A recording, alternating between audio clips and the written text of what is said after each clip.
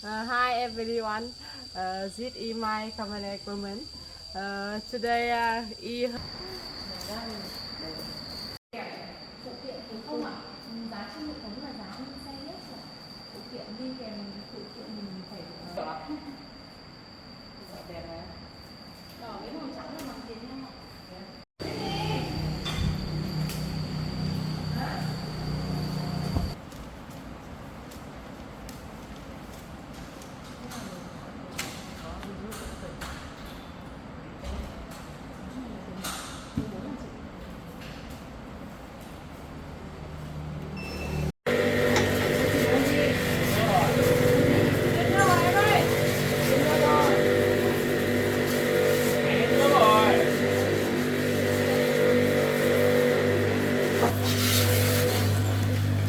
Lại lại được rồi. Vậy. Máy đi rồi. Tắt cái công tắc. Nước về thì nó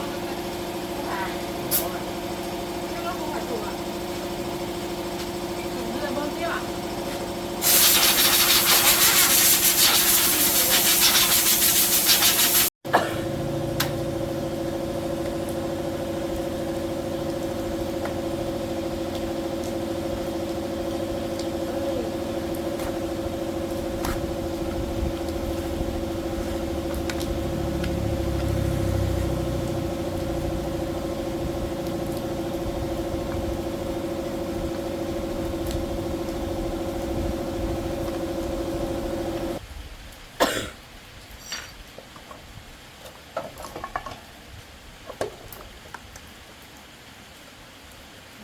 Ẩn.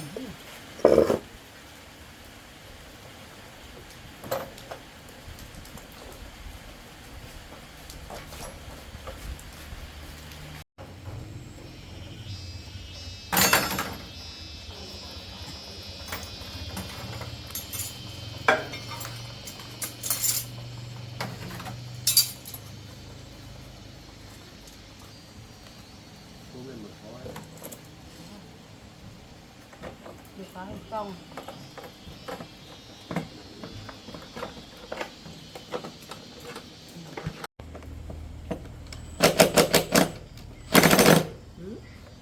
Không vào rồi đấy. Cố làm gì?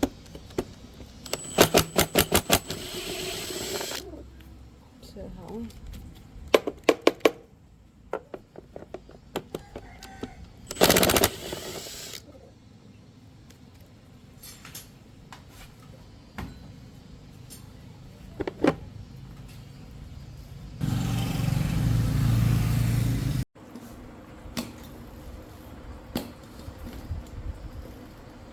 Lại mới được. Xấu quá.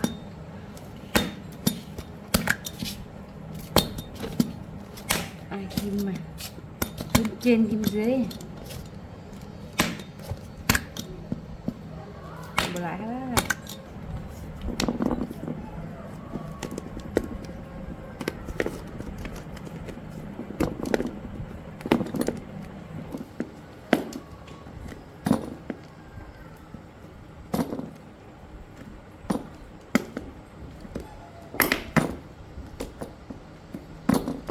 Rồi.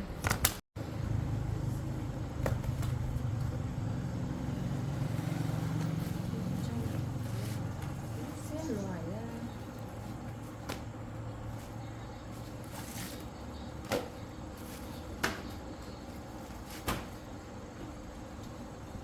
Đâu rồi?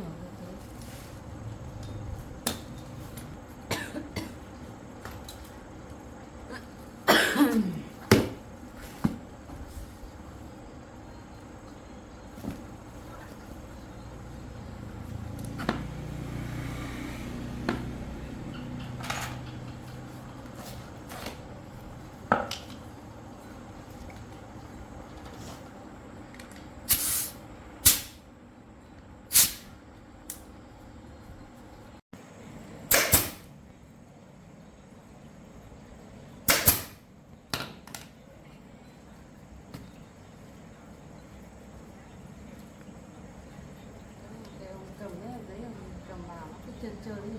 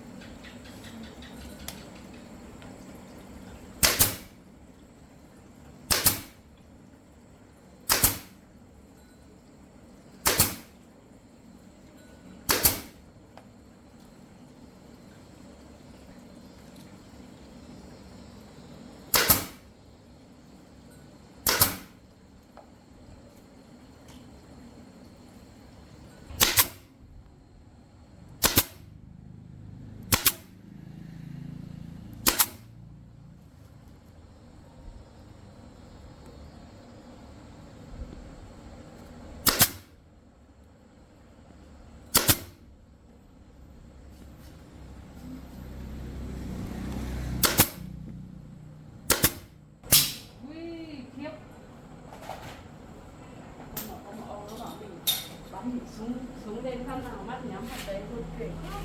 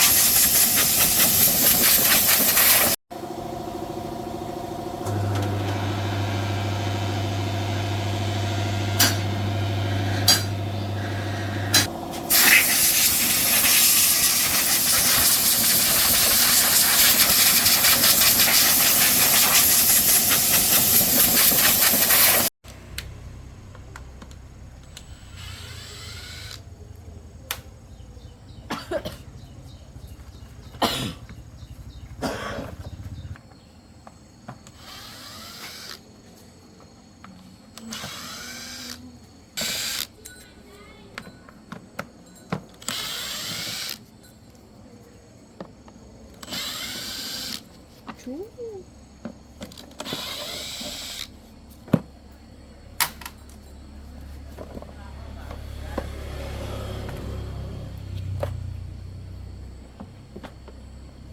Tương đối là không bẩn. Đi sang sân bác Sở đi.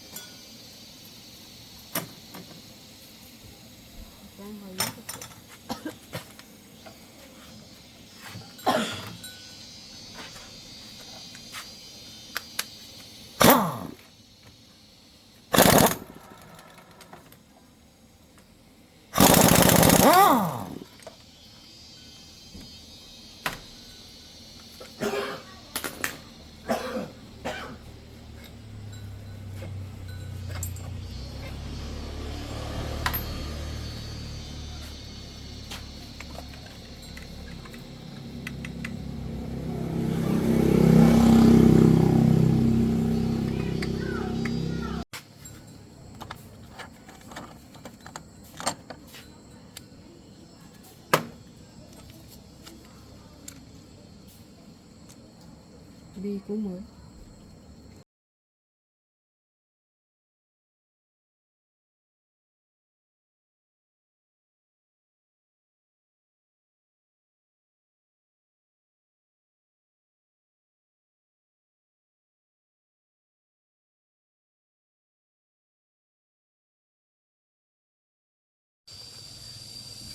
Hi everyone, this is my camera woman.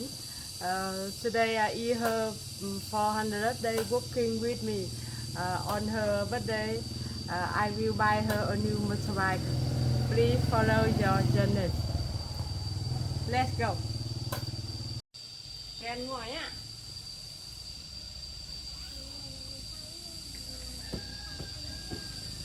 Sao em á?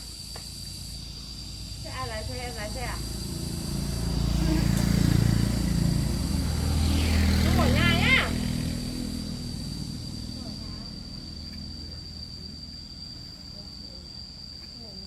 Em ở nhà đi. Ở nhà một mình à?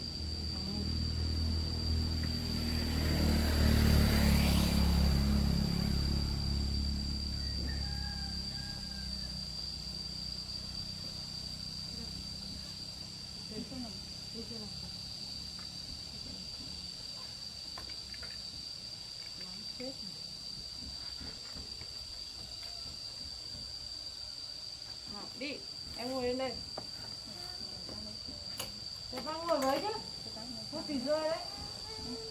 Bác ngồi sau con nhé. Let's go nào, let's go nào. Cầm đây lại kìa. Cho bác ngồi.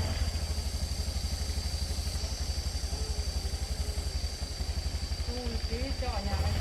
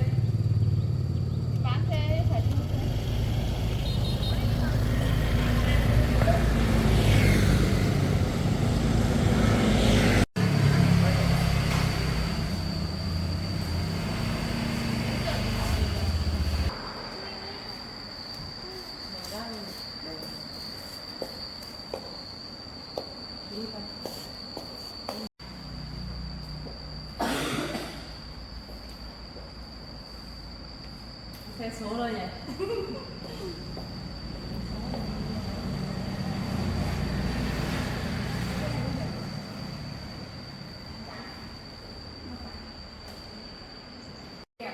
Phụ kiện thì không ạ. Giá trên hệ thống là giá in xe hết rồi. Phụ kiện đi kèm phụ kiện mình phải tính riêng. Để em lấy cái chị nghĩ xem ạ.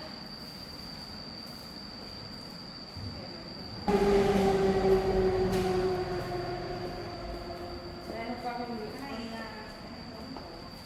kính phóng không nó đỏ rất là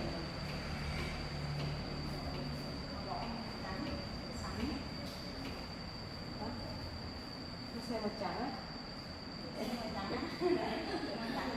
thích xe màu đỏ, đẹp này, đỏ với màu trắng là bằng tiền nhau. Đâu 21 triệu giảm còn 20 triệu 500. Cái này thì ví dụ mình lắp thêm cái gì thì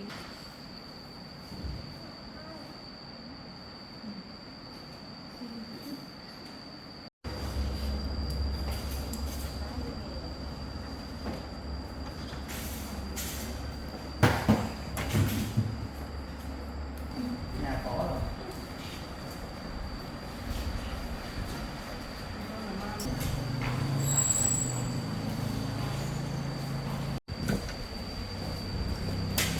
anh có muốn có bảo hiểm xe máy không ạ? Bảo hiểm 1 năm ấy ạ? Nếu mà nhà mình có rồi thì thôi.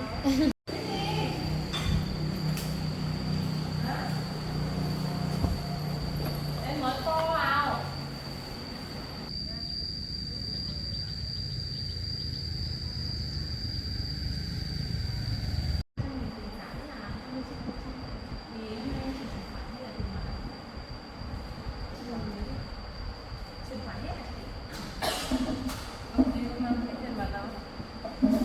Anh ơi, xong anh lấy điện thoại em tải cho em cái ứng dụng đi em ra tiền điện thoại cho em với nhá.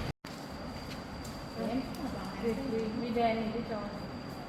Túi đen đấy, đồ của mình là không phải túi đen đâu. Nếu như cái em nào nó tặng thưởng thưởng.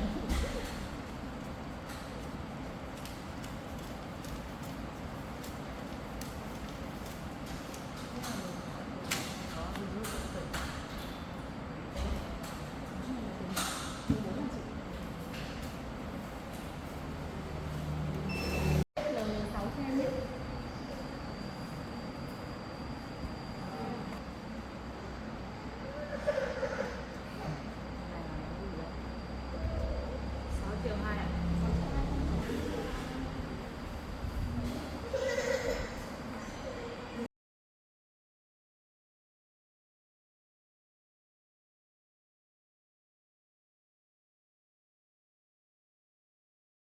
Nó sẽ làm đi vào chỉ cho chú các bạn.